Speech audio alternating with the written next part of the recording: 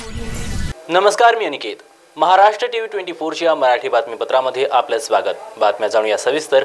त्यापूर्वी एक नजर ठळक घडामोडींवर. मराठा आंदोलकांनी गुलाल उधळला, मग पुन्हा आंदोलन कशासाठी? ओबीसी नेते बबनराव तायवाडे यांची प्रतिक्रिया. सीटू तर्फे मोदी सरकारच्या अंतरिम बजेटचा निषेध. केंद्र सरकारच्या बजेटची करण्यात आली होळी. तीर्थक्षेत्र पळशी सुपो येथे भरली वर्षातील पहिली यात्रा. पौष महिन्यात भाविकांची मोठी गर्दी. आता सविस्तर वृत्त. राष्ट्रीय ओबीसी महासंघाचे नेते बबनराव तायवाडे यांनी विविध मुद्द्यांवर प्रकाश टाकत मराठा आरक्षणाकरिता होणाऱ्या आंदोलनावर देखील टीकास्त्र सोडलंय. ज्यात जेव्हा एकदा गुलाल उधळलाय तर परत मराठ्यांना आंदोलन करण्याची काय गरज, असा सवाल तायवाडे यांनी उपस्थित केलाय.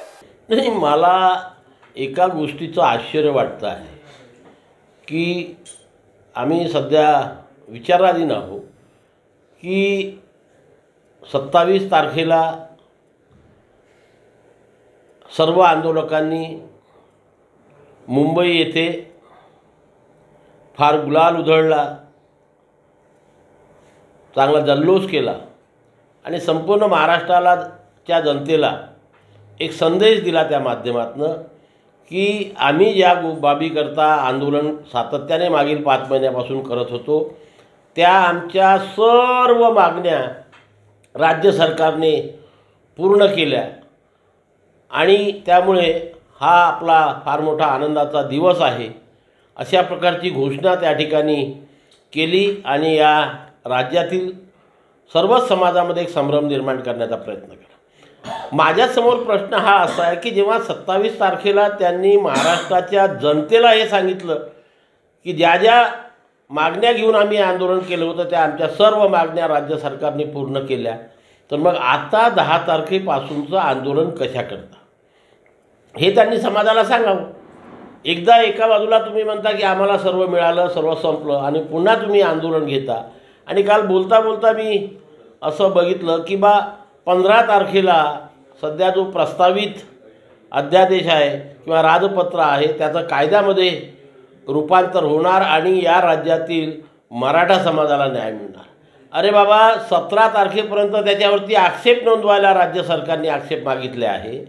17 तारखेपर्यंत आक्षेप येतील, नंतर त्या आक्षेपाचं निराकरण होईल आणि मग त्याच्यातल्या ज्या गोष्टी पुन्हा त्या राजपत्रामध्ये समावेश करायच्या का एक बघायचे आहे ते झाल्यानंतर अंतिम मसुदा तयार होईल आणि मग विधानसभा किंवा राज्यसभेमध्ये पारित होईल. हे सर्व महाराष्ट्रातील जनतेला माहीत असताना 17 तारखेच्या पूर्वीच 15 तारखेला कायदा होईल, 15 तारखेला कायदा होईल असं म्हणून आमच्या ओबीसी समाजामध्ये ते जे संभ्रम निर्माण करत आहे त्याच्यावरती माझा आक्षेप आहे की असं का बरं हे करून मुदतीच्या आतच आपला कायदा सरकार करणार आणि आता सरकार आम्ही जे म्हणतो तेच ऐकणार, अशा प्रकारचा भ्रम मराठा समाज आणि ओबीसी समाजामध्ये निर्माण करण्याचं काम आंदोलनकर्त्याकडे होत आहे. केंद्र सरकारने निवडणूकपूर्वी जे अंतरिम बजेट सादर केले ते पुन्हा एकदा कामगार, शेतकरी, सर्वसामान्य जनतेवर ओझा लादणारे असून कॉर्पोरेट क्षेत्राला करांमध्ये सूट देणारे असून महागाई व बेरोजगारीची दर वाढवणारे बजेट असल्यामुळे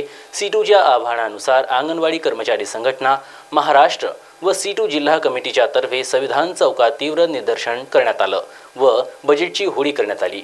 या प्रसंगी बोलताना अरुण लाटकर, किसान सभेचे नेते व मकापाचे नागपूर जिल्हा सचिव यांनी केंद्राच्या बजेटबाबत विस्तृत मांडणी केली असून त्यांनी सांगितले की केंद्र सरकारने सर्व ज्या योजना आहेत ते मनोरथ, एकात्मिक महिला व बाल विकास योजना, आशा व इतर योजना ह्यावरील खर्चात जबरदस्त कपात केली आहे. बुलढाणा जिल्ह्यातील सातपुडा पर्वता रांगेत वसलेल्या जळगाव जामोद तालुक्यातील प्राचीन काळापासून असलेल्या पळशी सुपो येथे पौष महिन्यानिमित्त सुपो महाराज यांची भव्य यात्रा भरत असते. दरवर्षी सुपो महाराजांच्या प्रति भावना असल्याने दूरवरून भाविक येथे दर्शनाला येत असतात. वर्षातील पहिली यात्रा असल्यामुळे पळशी सुपो येथे मोठी गर्दी झाली आहे. परंपरागत चालत असलेली प्रथा आजही कायम आहे. भावनिक आपल्या मनोकामना पूर्ण करण्यासाठी या ठिकाणी येत असतात. वरणा तालुका खामगाव जिल्हा बुलढाणा या ठिकाणी आम्ही सुपो पळशी या ठिकाणी बुलढाणा जिल्ह्यातील सुपो पळशी या ठिकाणी आम्ही सुपो महाराजांचं दर्शन घेण्यासाठी या ठिकाणी येत असतो. या ठिकाणी पौष महिन्याच्या 3ऱ्या रविवारी खूप मोठी प्रचंड प्रमाणामध्ये गर्दी असते. आम्ही या ठिकाणी सलग 4 वर्षापासून इथं आम्ही दर्शनाकरता येत आहे. त्याचबरोबर या ठिकाणी बुलढाणा जिल्ह्यातील नव्हे तर परराज्यातून सुद्धा भाविक भक्त या ठिकाणी दर्शनाकरता येत असतात. त्याचबरोबर या ठिकाणी सुपोजी महाराजांची हातामध्ये बांधण्याकरता देण्यात येणारे असणारी पथरी ही सुद्धा हातामध्ये बांधल्यानंतर अनेक प्रकारचे अनुभव भावी भक्तांना येत असतात। त्याचबरोबर इथं प्रसादाला मान असलेला गूळ हा सुद्धा खूप महत्त्वाचा या ठिकाणी मानला जातो। मनामध्ये असणाऱ्या ज्या मनोकामना असतील त्या ठिकाणी आल्यानंतर त्या पूर्ण होत असतात। हा या प्रकारचा अनुभव आम्हाला आतापर्यंत आलेला आहे। या ठिकाणी पौष महिन्यामध्ये मोठ्या प्रमाणामध्ये प्रचंड संख्येने गर्दी असते आणि खूप भव्य भक्तांच्या म्हणजे इथं एकमेकांना न दिसण्यासारखं इथं प्रचंड प्रमाणात गर्दी असते। बातमीपत्रामध्ये वेळ झाली आहे एक छोट्याशा विश्रांतीची। भेटूया एक छोट्याशा विश्रांतीनंतर। मोती ज्ञान को बढ़ाने वाला व धन प्रदान करने वाला रत्न है। व्यक्ति के व्यवहार को शांत करता है और निर्बलता को दूर कर चेहरे पर कांति लाता है। ये और ऐसे अन्य शुद्ध एवं सर्टिफाइड रत्नों के लिए आइए सिर्फ लोंधी ज्वेलर्स। 25 साल का शुद्धता का भरोसा। लोंधी ज्वेलर्स, सीताबड़ी और गोकुलपेट बाजार रोड, नागपुर। इस खबर के प्रायोजक है शिवशंकर आयुर्वेदिक क्लिनिक। अनुभवी डॉक्टर से सज्ज, सभी प्रकार के आयुर्वेदिक दवाइयाँ मिलने का एकमात्र स्थान। इनका पता Shivshankar Ayurvedic clinic, doctor Mangala Ketkar hospital के सामने, महाजन मार्केट के पास, टेम्पल बाजार रोड, सीताबर्डी, नागपूर। विश्रांतीनंतर आपलं परत एकदा स्वागत। जमिनीच्या वादातून आमदार गणपत गायकवाड यांनी शिवसेना शहर प्रमुख महेश गायकवाड यांच्यावर गोळीबार केला। या गोळीबारात महेश गायकवाड हे गंभीर जखमी झाले असून त्यांच्यावर ठाण्यातील खासगी रुग्णालयात उपचार सुरू आहेत। यांची प्रकृती सुधारणा व्हावी याकरिता कल्याणमध्ये महेश गायकवाड यांच्या समर्थकांनी हल्ल्याच्या निषेधार्थ बॅनर लावलेत, तर कल्याण पूर्वेकडील नंददीप नगरमध्ये महेश गायकवाड समर्थकांनी महेश गायकवाड यांच्या दीर्घायुष्यासाठी महामृत्युंजय जप व लघुरुद्र अभिषेक केला आहे।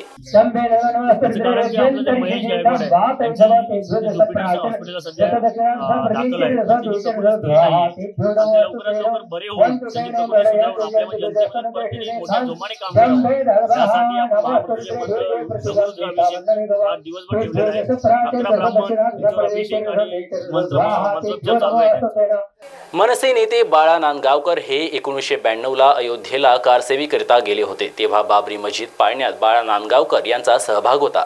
तेव्हा जी मस्जिद पाळण्यात आली होती तिची वीट बाळा नांदगावकर यांनी गेली 32 वर्ष जपली होती। ती वीट राम मंदिर तयार झाल्यानंतर बाळा नांदगावकर यांनी बाळासाहेब ठाकरे यांना देणार होते, पण बाळासाहेब ह्या जगात नसल्याने त्यांचे वारसदार मनसे प्रमुख राज ठाकरे यांना ही वीट आज बाळा नांदगावकर कडून सुपूर्द करण्यात आली आहे। 10 डिसेंबर 1992ला जेव्हा बाबरीचा ढाचा पडला त्यावेळेला जे महाराष्ट्रामधले जे शिवसैनिक गेले होते त्याच्यामध्ये बाळा नांदगावकर होते आणि तो ढाचा जेव्हा पडला, ढाचा पडल्यानंतर तेथे जो ज्या विटा होत्या त्यातली एक वीट त्यावेळेला बाळा नांदगावकर घेऊन आले होते। त्याच्याकडे त्याचा 2 विटा होते, एक आहे त्यांच्याकडे घरी, दुसरी वीट आहे। आणि तुम्ही जर ही वीट बघितली, वजन बघितलं तर तुमच्या लक्षात येईल की त्यावेळेचं कन्स्ट्रक्शन काय होतं,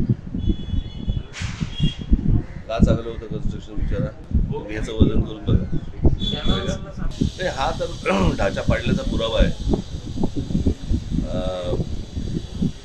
आता मला राम मंदिर त्याच्या ज्या विटांमधनं बांधलं त्यातली पण एक वीट आणायची, म्हणजे जी उरली असेल ती। कारण अजून मला असं वाटतं मंदिर अजून बांधायचं आहे, पूर्ण व्हायचं आहे, तर एक वीट मला असं वाटतं मी लवकरच मिळेल। रायगड जिल्ह्यातील पनवेल तालुक्यातील खारघर येथे 4 ते 12 फेब्रुवारी या दरम्यान संत शिरोमणी श्री निवृत्ती महाराज जन्मसप्त शातोत्तरी सुवर्ण महोत्सवाची वर्षानिमित्त राष्ट्रीय वारकरी अखंड हरिनाम सप्ताह तसेच श्रीमद भागवत कथा कार्यक्रमाचे आयोजन करण्यात आले आहे।